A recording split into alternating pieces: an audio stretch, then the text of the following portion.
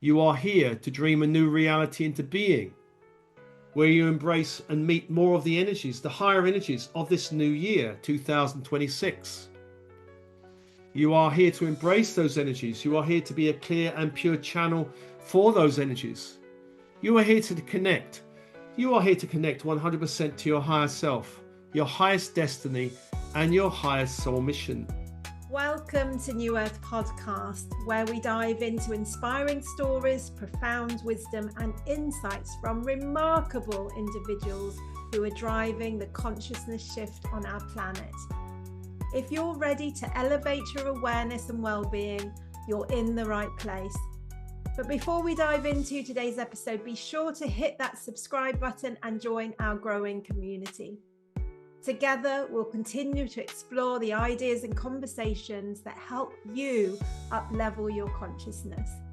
Thank you so much for your support and your comments and for being part of this journey.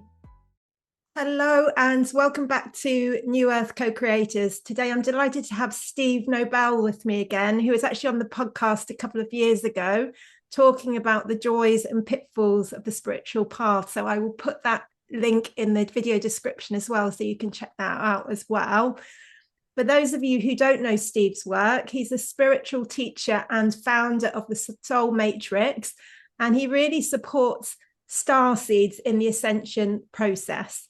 So welcome, Steve. Delighted to have you back. Thank you. Thanks, Sarah. Is it really 2 years? It is. I know, it's crazy. It was almost exactly to this time last year. It was the new year a couple of years ago. Goodness. All right. Time flies. Time does fly, doesn't it? Really. So Steve and I had a chat before, and we felt with the start of the year, and particularly being in a 1 year in 2026 adds up to one in numerology, that it would be great to chat about dreaming in the new year and all the potential that's possible for us, because it's really a time where we can really start to bring in something magical into our life. So also stay tuned, because Steve's going to be doing a transmission at the end of the podcast as well. Yeah. So, Steve, I have a really important question to ask you to start with, and please really think carefully about the answer, because I'm sure it has a lot of practical and energetic implications for manifesting. Is it important what socks you wear when manifesting? Well, yes, and I've got my new ones on today. I've got my, let me see. There was a gift from America, actually. They're rainbow desert socks. I don't know if you can see cactus. There we are. So I got them the other day, and I did a little reel on them this morning because I thought they're so cute that I couldn't resist them. Yeah. And you suspected I might ask you about your socks? I know I didn't actually, but I should always suspect people will ask me about socks. Yeah, but they are quite a lot of fun, and actually they go very well with. I'll show you. I bought these. These are handmade. My handmade slippers, which I get in. I know the person who makes them. Oh, wow. So I had to get the kind of handmade. I mean, I just like rainbows. I'm not making a political statement or anything, but I just like rainbows. Yeah. There we are. So yeah, rainbow desert socks and rainbow slippers. Yeah. So you're all set for dreaming in 2026 now. Yeah, all set. Dreaming a new world. We need to dream a new world, clearly. So yeah, we really do. It's quite a bumpy start to 2026, in the outer world. Yeah. Energetically, do you see any sort of main themes for 2026, or when you feel into it? Well, astrologically, there's masses of movements, big shifts. I don't know if that's going to interest your readers, but there's about 5 major ones, and that all, when you've got these big kind of outer planets moving, it really affects the human collective family. So, and I know recently when Pluto came out of Capricorn, I think I felt a huge relief. So it does even affect us at a personal level. I do feel, certainly as soon as we enter this 2026, that this year I think is going to be the pivotal year of ascension. This is what I feel. And we've had a bit of a bumpy ride since 2012. It got bumpier. Was it 2020, 21, that kind of period there? But I think this year, um, I think of it as a year of challenge and opportunity. The challenges in the world are getting stronger, but the opportunities and the openings and the light is getting also more available. This period between 2026, 2030, 31, 32 is the real final drive, I think, of the heavy energies that we're seeing in the world. It's we and for a lot of star seeds, you've got to stay the course because even though it's bumpy, this is the bit which was just getting to the peak of the hill, and then it gets for a lot of people easier. I mean, in my own life, my own reality is a lot easier than a few years back, but I see the world and a lot of people are worried and struggling. But stay the course because this is what we signed up for, and this period, 2026, 2030, 32, is going to be hopefully for a lot of star seeds eventually easier. Eventually easier. Yeah. So. Beautiful. That's what we want to hear. I know for a lot of people, that kind of final shedding that we're going through of the year of the snake has been like a real initiation for a lot of star seeds. Yeah, yeah. I feel, to be honest, for me personally, when I entered the energy of this year, I felt, oh, this is why I'm doing the work I'm doing. It kind of really clicked. Oh, now I understand the really importance of this work, which is, helping starseeds shed, clear, manifest. Because, as soon as I felt this year, felt now I know.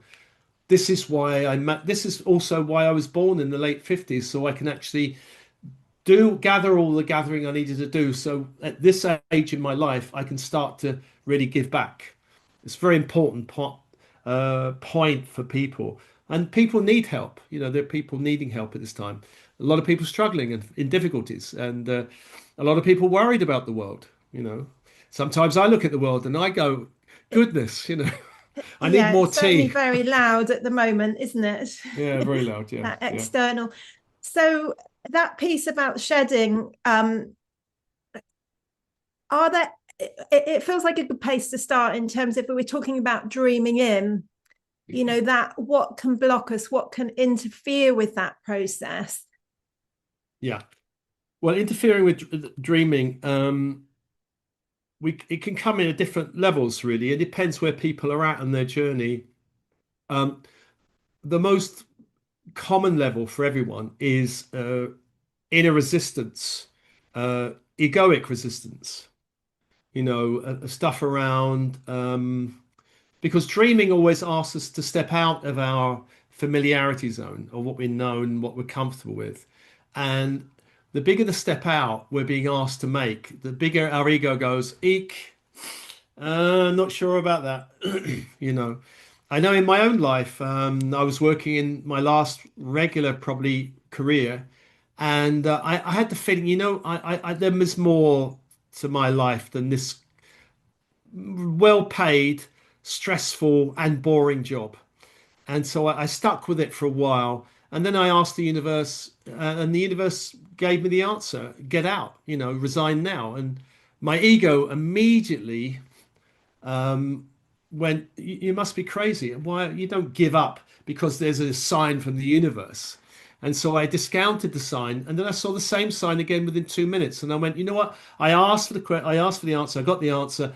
I overrode my ego mind, and I resigned." There was a double rainbow the next morning. Most of us, all of us, have resist star seeds, and non-star seeds have resistance. Resistance comes in all kinds of forms: doubt, who am I, or worthiness, and do I have enough resources, and can I make it, and who do I think I am, and fear, all of these kind of things. So that's the kind of typical, or the negative. A lot of people have this negative talk. They talk themselves out of things quickly. So beyond the negative resistance, we have external stuff. We have mother-in-laws or partners, or who might not agree with our dreams. Might so. Um, uh, we have families, and there's all of these external things to think about. Then beyond that, there's ancestral programming. Now, people might go, well, what's that got to do with my dreaming? Well, the ancestral lines are real, it's a real living channel of energy, and your ancestors may or may not agree with your particular dream. There's a lot of work on ancestors now, like family constellations, for example, that shows the kind of resistance and opposition energies that can happen in family lines. So, a very typical one, for example, would be, let me see, an example would be an ancestor who stepped out of their familiarity zone, took a risk, and fell flat on their face. Maybe seriously got hurt, or other people got hurt. And the energy then was no more risks, play safe. That, and in some family lines, it's play safe. In my family, there's certainly an energy of, don't take risks, don't step out, just do the regular, do the what people expect of you. Britain expects, England expects, and all of that. And then there's other lifetime programming. So the more we start waking up on the path, other lifetime programming comes online. Now, if you've ever in any lifetime took a risk, stood up on the soapbox, spoken out, or anything like that, and the authorities went bang, you decided, you know what, I'm not going to do the spiritual stuff. I'm not going to do the truth stuff. I'll just be safe. Being safe is a common program. So these are the kind of things: ego resistance, external practical issues. Maybe your mother-in-law doesn't agree with your particular dream, or your partner. Ancestral lines, other lifetime. So it's not just one layer; it's multi layers. But dreaming will force us to it actually activates the resistance, and it helps us go through it. So if we really want to bust through that internal programming, we need to dream big. The bigger the dream, the more the resistances to that are going to come up. So the more we can make that internal change and meet that shadow. Yeah, oh, yeah, of course. You want to make sure there's also a progression of dreaming. For example, for me at the beginning, it was I wanted a spiritual life. I wanted to follow my heart. I wanted to do spiritual workshops. There was a lot of resistance to that, so that was my initial dreaming to break through. I mean, initially, I wasn't dreaming about being a coach, a leader, facilitator. I was dreaming I just want to move out of this repression. So there's kind of a number of steps usually up, and the bigger the step up, the more the resistance comes, for sure. Yeah. You mentioned earlier about when you were wanting to leave your job and you had the beautiful synchronicity of the double rainbow, and that really confirmed it for you. And I just wondered if there are any weird and wonderful things that you've done to confirm that the dream is manifesting and that it's actually working. Yeah. Well, in the early days of dreaming,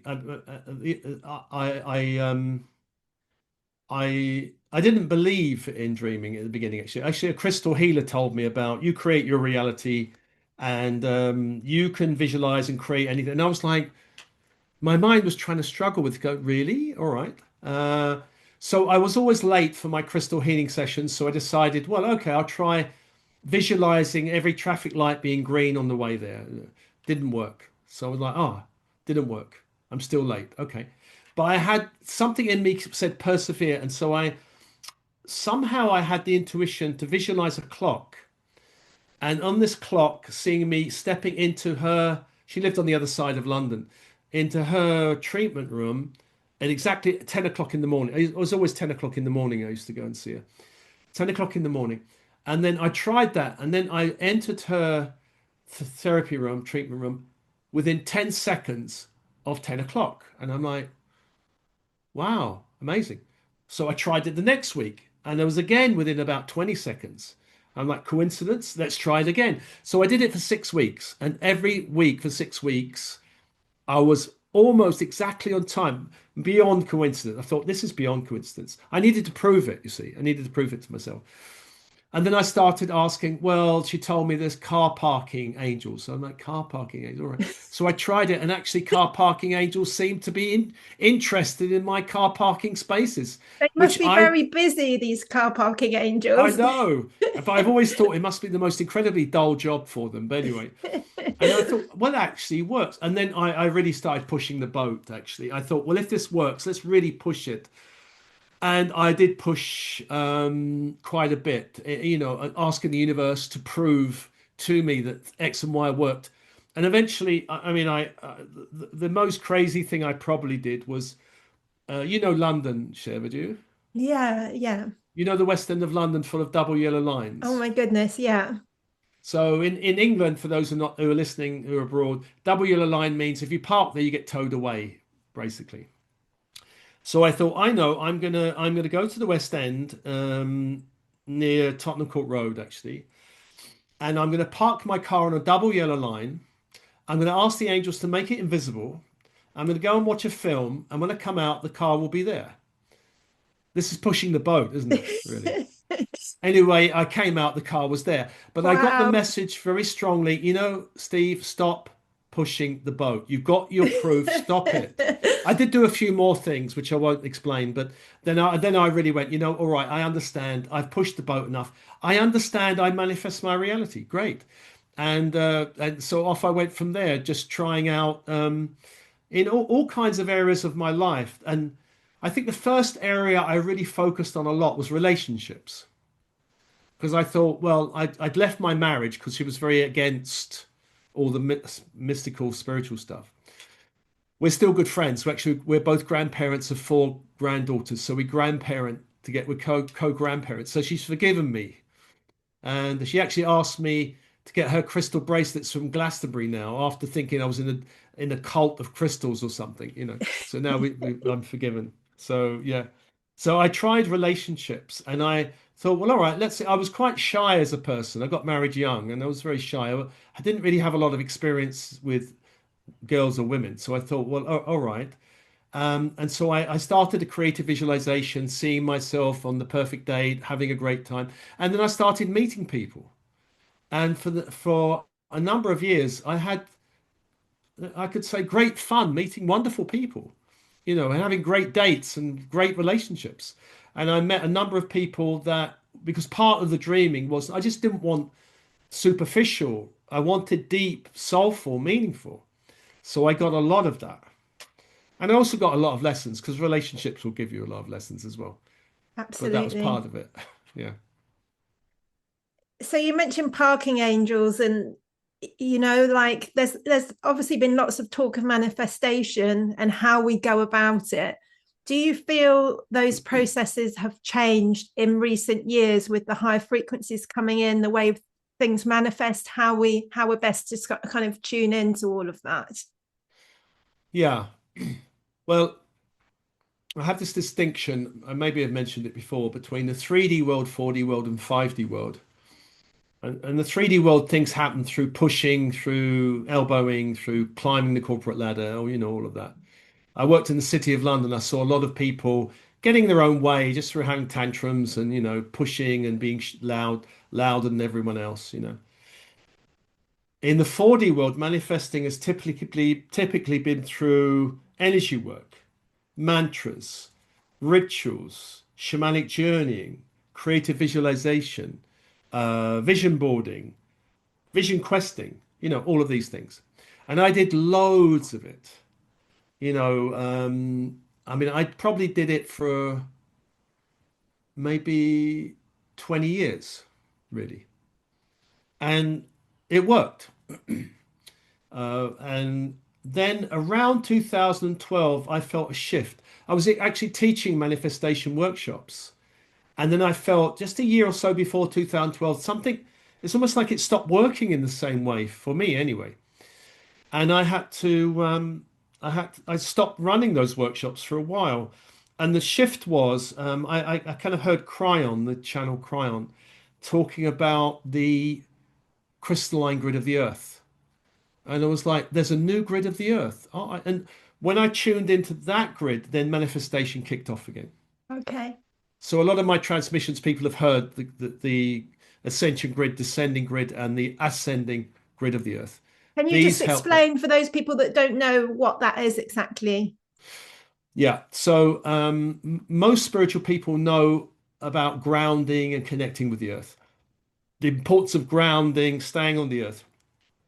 But the earth has its own energy field, and the energy field of the earth has changed. There's been a new grid come online, especially before 2012, increasing after 2012. And as Cryon puts it, which is how I feel it, is the old grid of the earth held the old memories of the earth. It held the old karma of the earth, the battles of the earth, the injustice of the earth. The new grid is not holding that. The new grid of the earth is holding um, the future of the earth, what the kind of where the earth is heading towards. And so we're being less informed now in terms of starseeds are being less informed now by the past and more informed by energies of the future. So they're feeling the impulse of the future selves, their higher selves, future selves, what they're being called towards rather than what they're trying to run away from, which is the old earth. Yes. So connecting to this new grid, which to me is a kind of crystalline, fluid, white, ethereal type of grid, and that connects to the crystalline core of the earth. This and for a lot of star seeds who don't like being on the earth plane, I met lots of them. I don't want to be here. I don't like being in the body. I can't stand 3D world. I say yes, but connect to the crystalline core of the earth. You need to be here in the body, because if they're not connected to the crystalline core of the earth and the crystalline grid, they'll start to float slightly out of the body. They won't be really very effective in the body, or they might find their energy fields start to dislocate slightly, or they might not even be really totally there, which is a problem. You can't manifest if you're not here. You know, you float above the earth plane, but you're not really manifesting anything. That's really helpful. I Yeah. had Maria Wheatley on a couple of months ago. I don't know if you heard of her. She works with ley lines, and she was encouraging people to connect with the yin water. I don't know if you've heard of that. It's the No. water that actually springs up and is produced from the earth, not from rain. And apparently, it's incredibly deeply healing water that's often very present in sacred sites.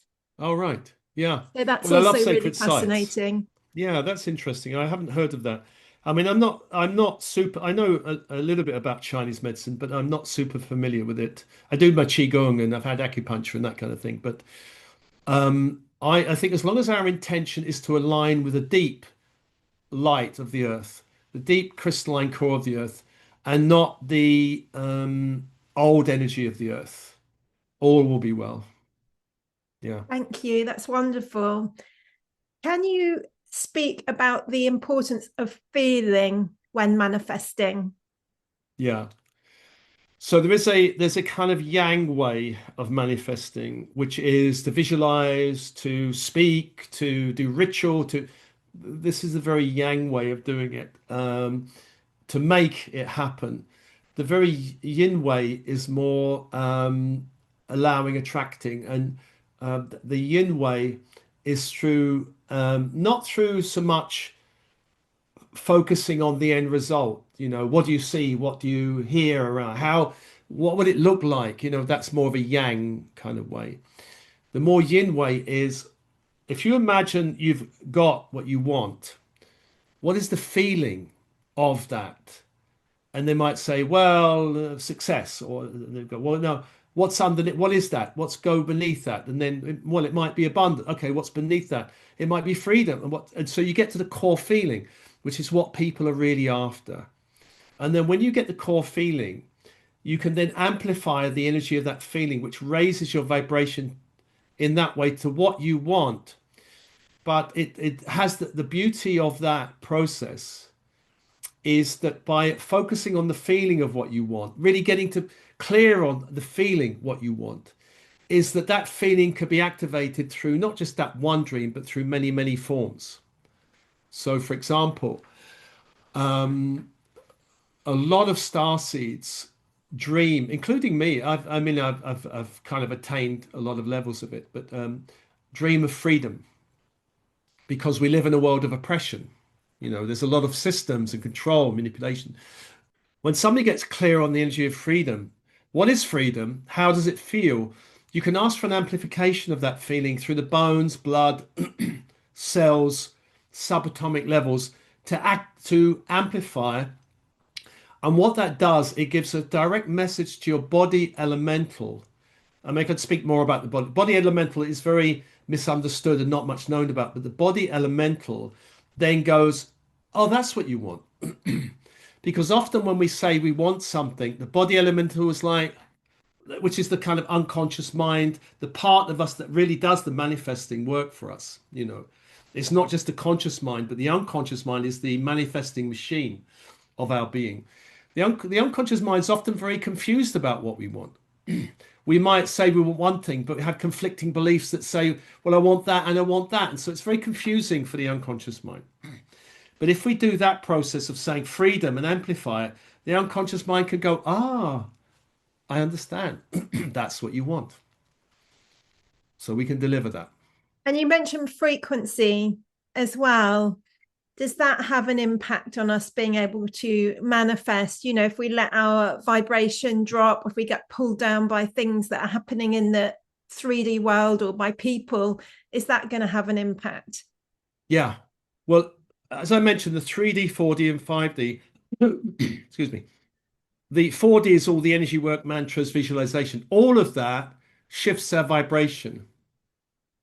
But what happens is it may not be a permanent shift. It might be a temporary shift. We do the weekend workshop, we do the vision boarding, we feel great. I've got one up there actually. I did one recently. Actually, I had a lot of fun doing it. It was quite nice. It did manifest something for me. And then we come back, we do our job, and a vibe comes down. So it's this constant up and then down. We have a wonderful something or other. We feel up, and then we meet some friends who are negative. We feel down. But further along the path we get, the more it's all about keeping our vibration high and stable. It's not about doing weekend workshops to keep it high and then let it drop. It's about doing practices through the week so that it's much better if we can be a kind of, is it the word congruent? It might be congruence. Congruence, so that we stay high throughout the week. And then we meet negative people. I meet negative people all the time on social media. They comment all the time, and I read their comments, and I'm like, that's fine. I don't mind. You can be that way if you want. We stop reacting, going up and down like that. And actually, I think it's in heart math. They say, when we do this, it creates a lot of stress, up and down all the time. So the more we have a consistently high vibration, the more manifesting happens through intention easily. So these days, I don't do visualization so much to manifest anything. I just decide, hey, it might be nice to go to Istanbul. What do you think? And then a door opens, which it has opened. I wanted to go to Istanbul for a while, and so it's like that. And then doors just open. It's not like I have to work on it. It just happens. Maybe Costa Rica. Maybe Costa Rica. Okay. So I'm actually this year thinking more travel. And I'm just waiting to see what doors want to open. It's more co-creative process also. That it's not like what I want. It's like, well, how about spirit? What about going to blah? Is that something good? And I might get, yeah, let's do it. And off we go. Or if I get like, well, no, that's not really in line with anything important for you, then I don't do it. So there is a kind of co-creation, but to do that, you have to keep your vibration high, and that takes a few years, probably, of being on the path to learn the ups and downs and pitfalls of the 4D path, and the inevitable challenges and delusions you're going to come across. Really, yeah. Is now a good moment to do a transmission around dreaming in, Steve, or is there anything else you'd like to share before we do that? Yeah, we could do a little before we do the dream. I'll just do a little process with people, if that's all right. So to begin this process, I want the people listening to this, if you will, just to close your eyes and stop for a moment. And I want you to consider one dream that comes to mind that you wish to manifest this year. One dream. See if you can get a little bit clear on it. It might be something specific or maybe a feeling, as I mentioned earlier, like freedom or abundance. Is it a quality or some specific experience? Think of one dream. Bring it to mind. Feel into it. Feel the energy of it. If it is specific, feel the specifics of it. If you want to make a note of it, write it down. This is what I want this year. To open, allow, manifest, attract, magnetize, create.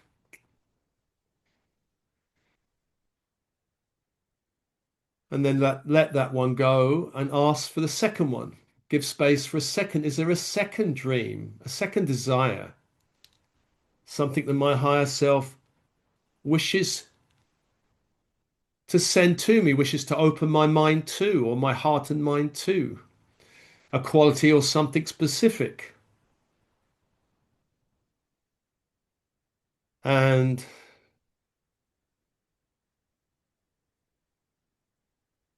just get clear on the feeling or the specifics of it. If you want to make a note of it, something important, something meaningful. And then the third and final one more. Space for one more dream, desire you wish to manifest, experience, attract, allow, generate, create in your reality this year. So just get clear of those. Make a note of all three. Make a note of all three. Just take a moment.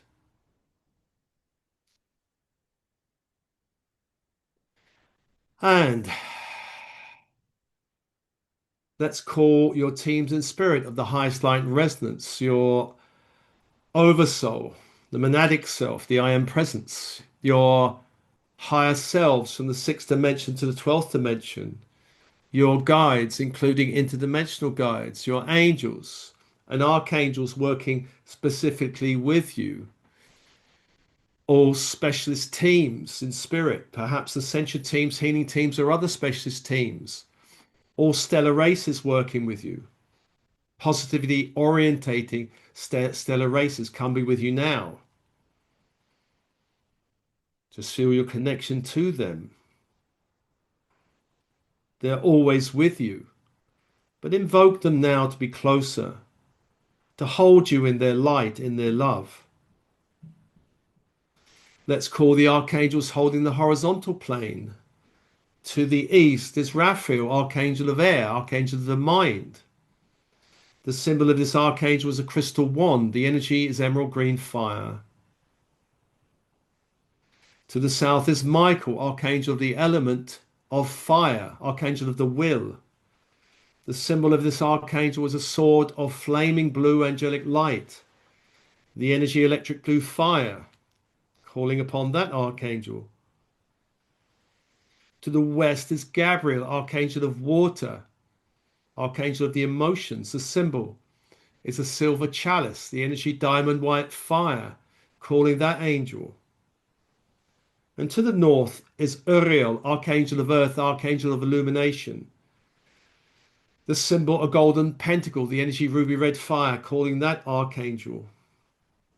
4 archangels around you and open. To the above space Metatron, who holds the Christ grid, Ascension grid of white gold light, calling upon that angel to hold the above space. Below Sandophon of the crystalline grid of the earth below, ethereal white crystalline grid, calling on that archangel to hold that space. 6 archangels holding you and open. And know this year you are here to open more of your true path, more of your true light. You are here to dream a new reality into being, where you embrace and meet more of the energies, the higher energies of this new year, 2026. You are here to embrace those energies. You are here to be a clear and pure channel for those energies. You are here to connect. You are here to connect 100% to your higher self, your highest destiny, and your highest soul mission.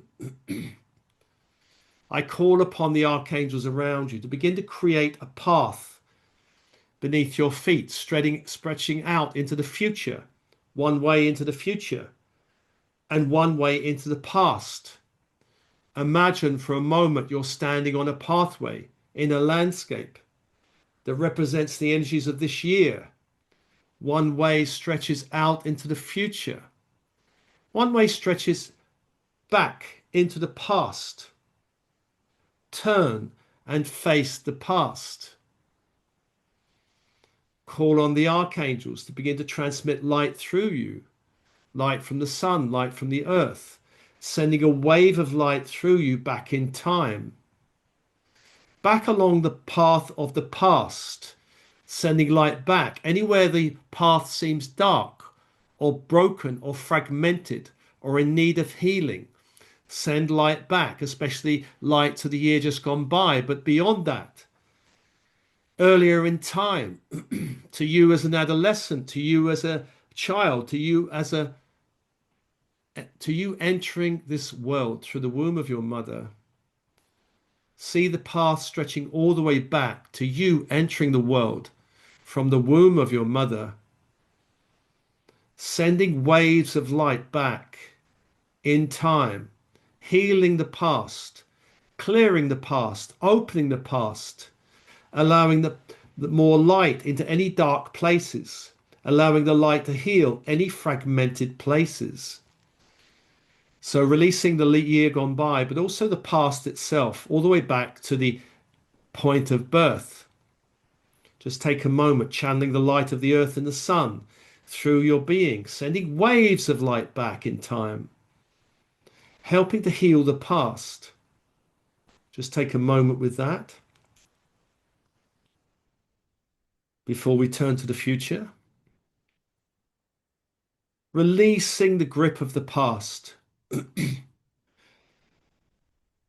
And then turn into the present moment where you stand on the path is the present moment between past and future. Look out along the path leading into the future, into the horizon. The energy of the year ahead. The year ahead. Calling the energy of that year ahead onto the path, maybe as an angel of the year, maybe the angel of Aquarius. Allow the angelic light of this year to meet you on the path.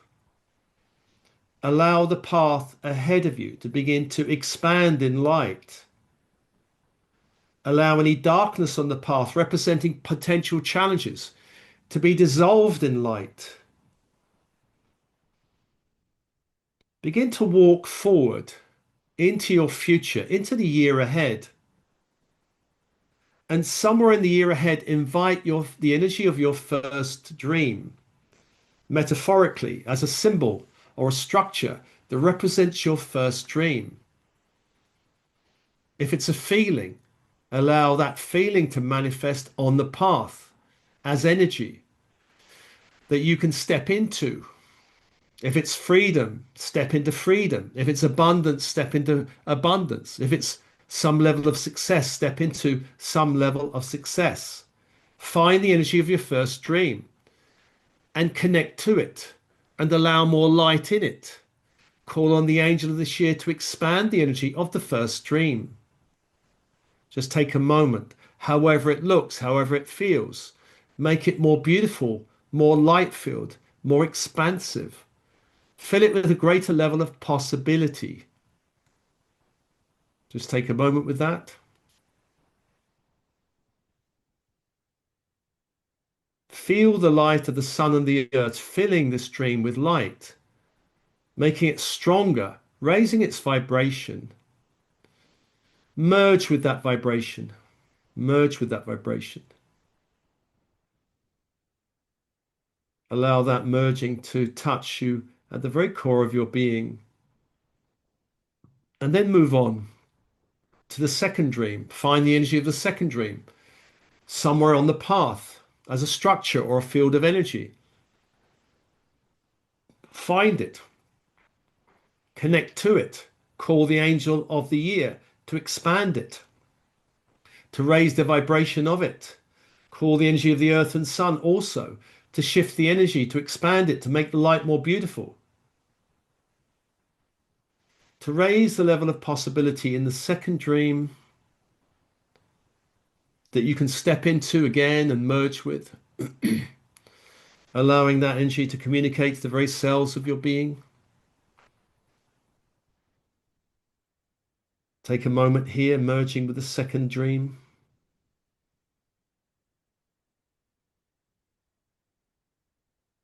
And then step beyond it. Find the energy of the third dream on your path in this year.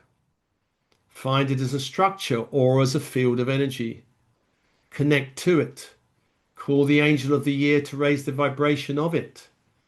Call the energy of the sun and earth to channel light into it, expanding it in color, in light, in possibility.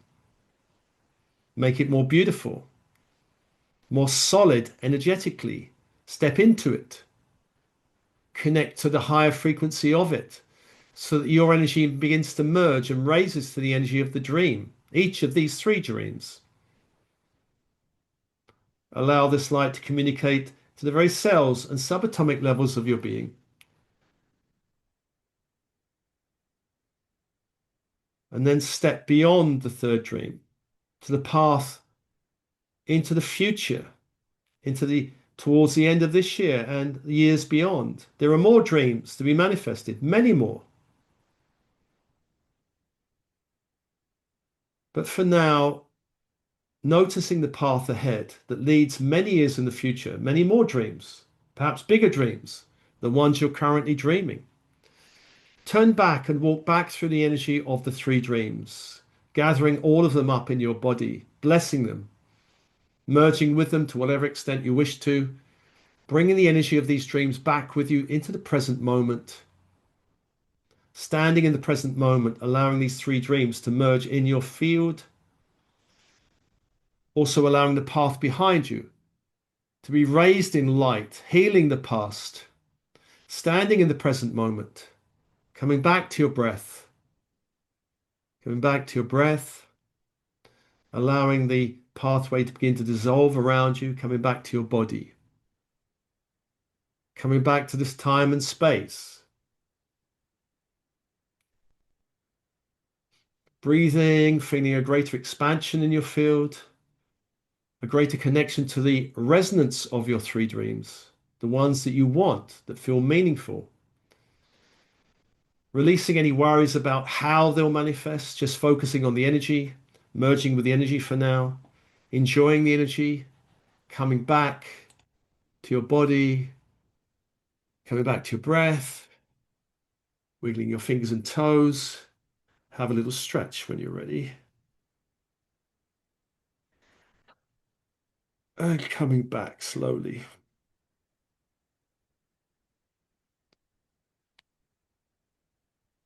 Amazing.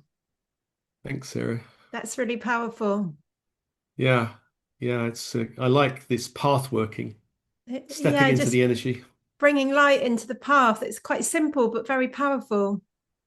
Yeah, I've used this one a lot in my own life, actually, because the unconscious mind understands pathways, past, future, present. It totally understands that format. So, yeah. One of my dreams was a collective dream, Mm, and that's something we haven't spoken to yet. yeah. Because we've spoken kind of more in terms of personal, but many star seeds feel very much the mission is to make this shift into new earth and the consciousness shift. So can you talk about the importance of collective dreams? Yeah. I mean, I suppose one of my missions really, and one of the reasons why I created the whole YouTube channel was um, the idea of gathering starseeds together to dream collectively. And part of that dreaming involves personal healing and personal clearing. But there's a lot of my tracks are around freedom and abundance, for example. And the more starseeds dream the dream of abundance and freedom, even at a personal level, it actually ripples out in the earth plane. So that's one level. But then there's a second level that I'm being called to, and that's a level of world service that involves neutralizing and shifting certain issues. So, for example, many people have looked at shifts across the pond in America recently. So, I've created two tracks recently specifically designed to help starseeds in America with those shifts. And there's other ones I've done around war zones, for example, and stuff like that. So, starseeds, some starseeds do have this collective mission. And at one level, we're all contributing by doing the collective work, weathering whatever groups we're doing it in. But some starseeds have missions actually with audiences to actually address certain areas to help shift the planet. So I do feel really very strongly my mission isn't just to help people have a happier, to sit on the beach drinking pina coladas. That's not the mission. Even though it's wonderful if people do that, my mission is to help birth a new world. And, the world is going through some difficulties to get there. And, that's my help to help dream a new world. And I'm not the only one doing this work. So, Absolutely not. This channel is called New Earth Co-Creators, so it's a yeah, really fitting conversation. yeah, good. And I mean, Steve has amazing resources on his YouTube channel, so I'm going to put the links in the description for that so that people can check that all out and Lovely. tap into whatever resources are going to best serve them. We're also, Steve and I are going to be presenting at a wonderful event in Brighton called New Earth Brighton, Yes. which is a real gathering of star seeds, teachers, giving guidance and activations, channelers, Musicians, I think. musicians. Yeah, no, it's going to be amazing. What are you doing at the event, Steve? Do you know yet? I think I said uh, I'd do 5D abundance, I think, because when I tuned into it and looked at what everyone else was offering, I thought it's really important to give a little space for some 5D abundance. Yeah. And they said, yeah, great. That's what they love it. So I think that's what I'm doing. It'll be wonderful.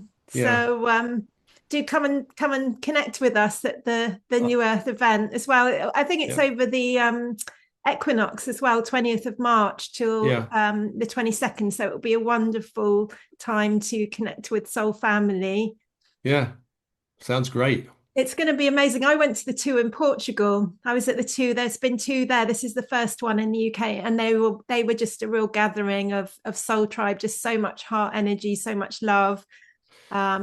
connection. I said say to Solara I wanted to go to Portugal, but she said that, I think she took a year off and then she decided to come back to Brighton. So I'm like, all right. I wanted Portugal, but There, never we'll, mind. we'll do Portugal again, I'm sure. I hope so. So, are there any? What I'd love to ask you actually is, do you have a collective dream for 2026?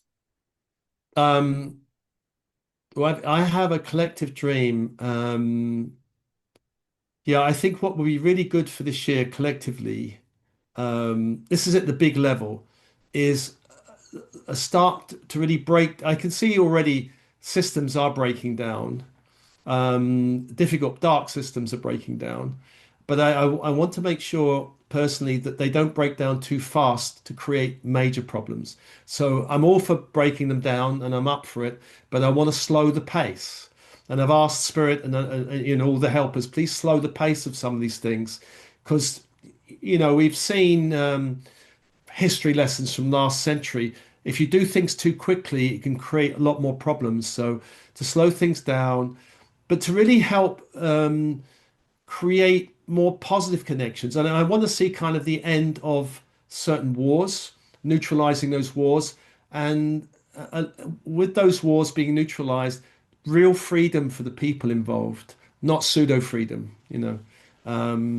not freedom with somebody else's flag being planted on your lawn type of thing, not that kind Yeah, of freedom. Um, I want to see a greater interconnectedness of star seeds around the world. I'd love to be able to connect more with star seeds in Iran, for example, and even maybe star seeds in places like Israel. I mean, America, they're already very open, I think. Places like Russia, it would be great if they would be more open, because I'm sure there's a lot of star seeds in Russia, but they're kind of not on my radar, really. So um, there's that. anything. I'd like to see some shifts in terms of abundance, because abundance is a thing which I think really would be important to break some of the controls and allow true freedom. Now we've got a lot of systems in place, like crypto and those kind of systems. So it's less confined now. There's a lot more opening, but I like to see true freedom in those systems, so people can truly feel abundant. And abundance is not being collected by just a small group of I don't know how to describe them, a small group collecting abundance. I'd like to see that really break. And Yes. oh, the other thing I really think would be really, really important for the world is, um, I think a little bit what Julia Assange was trying to do, more whistleblowers, more transparency, because that is what's really going to break the old world apart, actually. Mhm. Mhm. When people really know some of the relevant revelations, then the world will change really quickly. Thank you so much, Steve. Any last words before we finish up today? Don't be afraid of the dark. The dark should be afraid of you. Yeah. Love it. Thank All you right. so much for coming back. And I'm so excited to meet with you in person in Yeah, March. likewise. Yeah, and thank you everyone for listening in. Lots of Much love. love. Bye for now.